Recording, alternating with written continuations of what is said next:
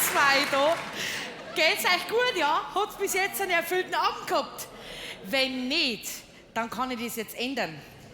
Also zumindest bei den Single-Männern hier im Saal. Ich bin noch zu haben. Hier steht eure Traumsingle-Frau aus dem Bayerwald. Also auf geht's, was ist? Nicht alle auf einmal. Wissen Sie, wie furchtbar das ist, wenn du 10 Cousinen und 18 Cousins hast und alle nach 3 weggeheiratet werden und nur du bist Überstandte, nur du bleibst regelmäßig über. Jedes Mal dieses mitleidige Geschau am Schluss bei jeder Hochzeit. Wenn dir absichtlich der Brautstrauß vor die Füße geschmissen wird. Und die Tante Hedwig, so laut schreit, dass auch noch der Letzte im Saal mitkriegt. Barbara, du bist die Nächste. Ganz bestimmt. Das hat die regelmäßig gemacht. Bei allen Hochzeiten. 25 Mal. Bis ich dann bei jeder Beerdigung in der Familie so ihr dasselbe gesagt hab. Seitdem ist Ruhe. So,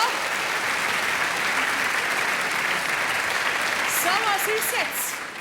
Singles, her zu mir. Junge Männer in Bayern nabeln sich bekanntlich immer später ab, gell? Das ist fast statistisch erwiesen. Wie schaut's denn da bei dir aus, ha? Will dich deine Mama auch weiter haben? Sei doch nicht so schüchtern. Schau, ich bin's ja auch nicht.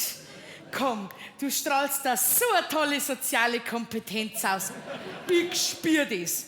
Ich hab 8 Wochen langes Single-Coaching in der Abgeschiedenheit des Bayerischen Walds hinter mir. Ja, und ich bin voller Tatendrang. Ich hab mir heute vorgenommen, das, was ich da gelernt hab, voll und ganz umzusetzen. Ich bin jetzt eine Flirtmaschine.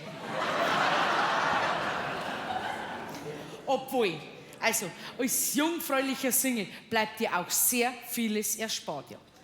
Ja, ich brauche mir keine langweiligen Vorspiele antun. Ich hub doch auch nicht eine Dreiviertel Stunde vorher, bevor dass ich meine Garage reinfahre. Gut.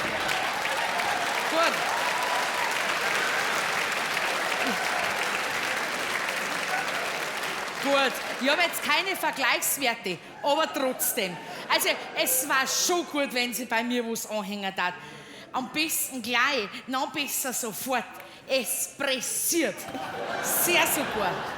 In mir tickt die Uhr. Ich muss dringend mein jungfräuliches Single-Leben beenden. Denn wie schnell ist was passiert?